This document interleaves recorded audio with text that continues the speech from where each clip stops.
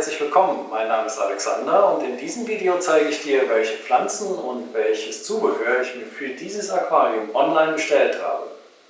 Normalerweise kaufe ich meine Pflanzen immer im stationären Handel. Das ist mir irgendwie auch lieber, weil ich dann schauen kann, wie die Pflanzen aussehen, sind sie gesund. Und diesmal war das aber leider nicht möglich, weil nicht alle Pflanzen da waren, die ich haben wollte, oder jedenfalls nicht in der Menge.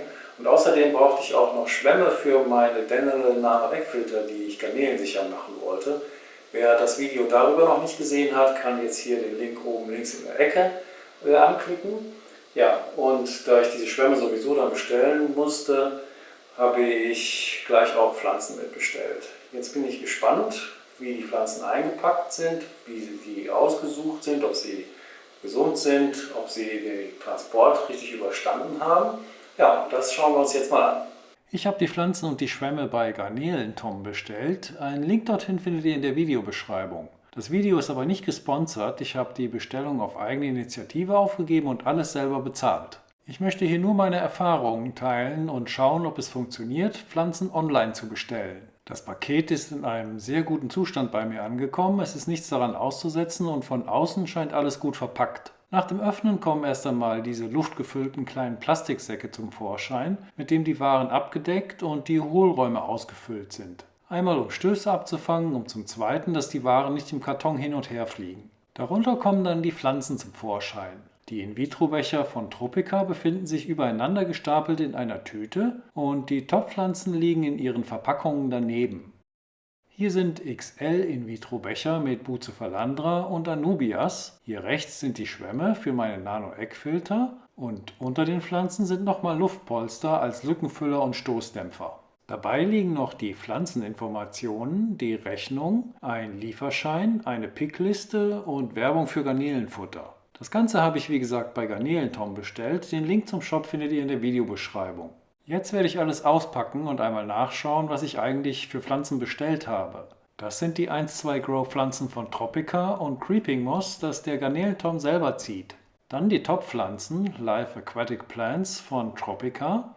Die werden von der Gärtnerei schon gleich in diesen Plastikverpackungen geliefert und trocknen nicht aus und haben nicht in Verkaufsbecken gestanden. Hier nochmal die XXL-Becher, die schauen wir uns gleich aber nochmal genauer an. Dann ist im Karton noch ein Wärmepack. Wir haben gerade Ende Februar und draußen ist es kalt. Das Pack ist immer noch schön warm und schützt die Pflanzen vor Frostschäden auf dem Transport.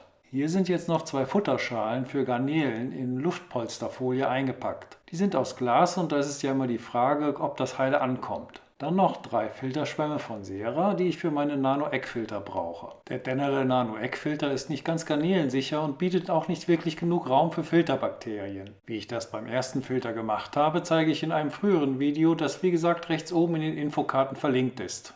Wie anfangs erwähnt, waren diese Schwämme der eigentliche Grund, warum ich eine Bestellung aufgegeben habe. Die gibt es in meiner Umgebung einfach nicht zu kaufen. Die Pflanzen habe ich dann noch dazu bestellt, weil sie dort auch relativ günstig waren. Für den ersten dieser Schwämme habe ich bei Amazon um die 10 € bezahlt. Diese 3 habe ich jetzt im Februar 2019 für 5 € das Stück bekommen.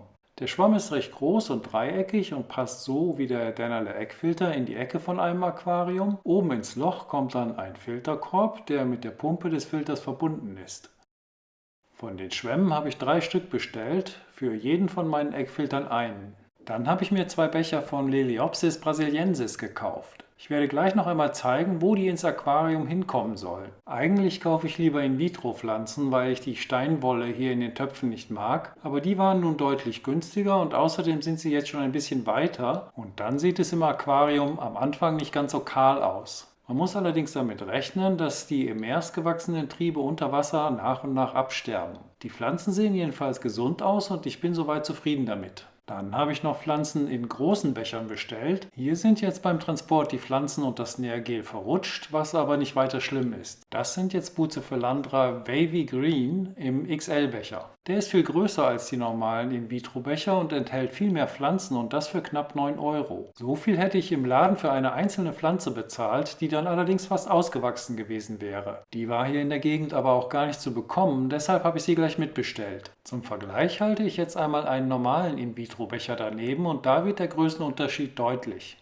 Im zweiten XL-Becher sind Anubias in der Variation Nana, also Zwergsperrblatt. Auch wieder sehr viele Pflanzen. Ein Blatt ist hier schon braun, aber sonst wunderschöne junge Pflanzen, die man auf Holz kleben oder zwischen Steine klemmen kann.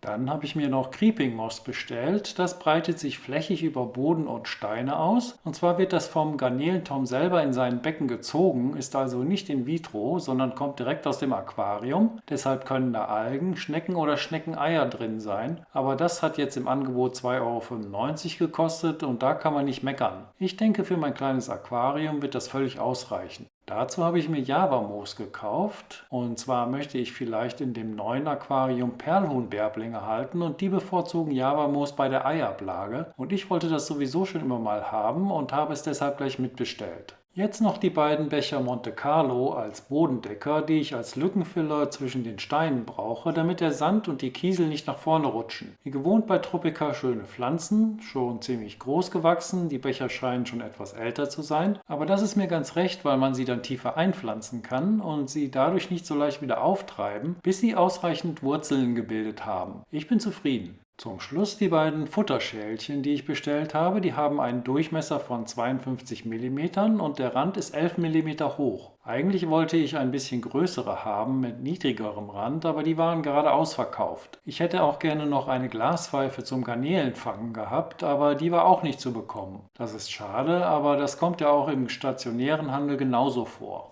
Für diese ganze Bestellung habe ich jetzt knapp über 70 € bezahlt und hatte damit die Grenze für den versandkostenfreien Einkauf überschritten. Wo die nun lag, kann ich nicht mehr sagen, aber sowas ändert sich ja auch ständig und da müsst ihr eben selber mal nachschauen. Ich habe die Pflanzen mittwochs am Mittag bestellt, habe als zahlweise Vorkasse gewählt und den Betrag auch gleich überwiesen. Am Donnerstag kam die Nachricht, dass das Paket versandt worden war und Freitagmorgen um 11 Uhr war es hier. Das hat also super geklappt.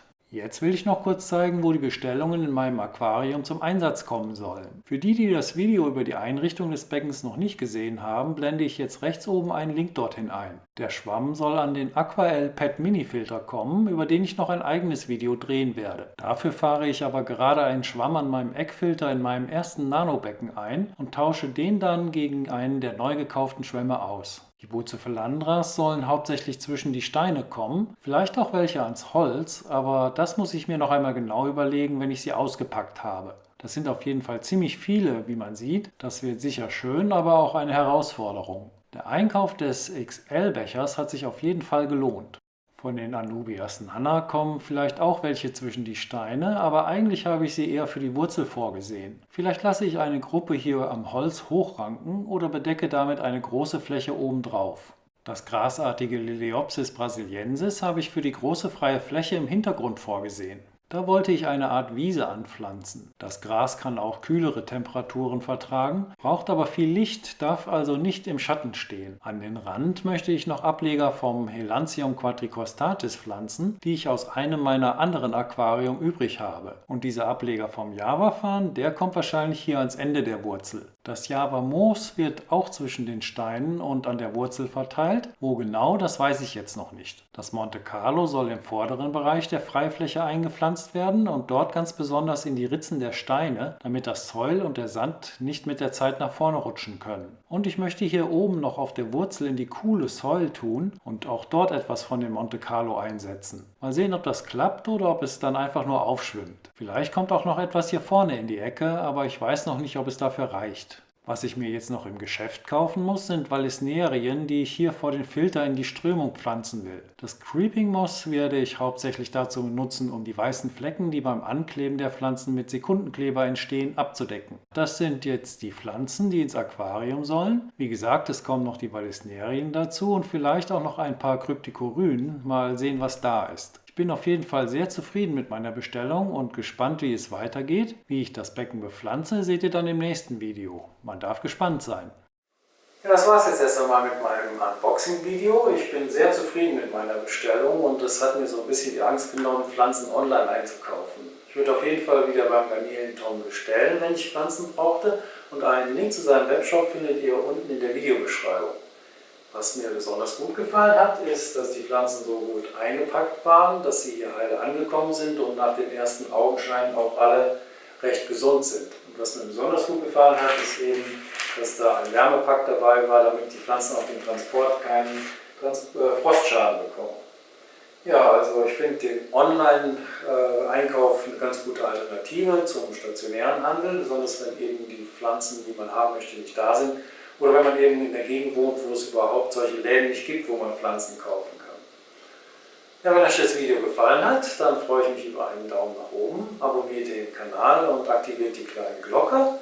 Ich sage Tschüss, danke fürs Zuschauen und macht euch mal wieder die Hände nass.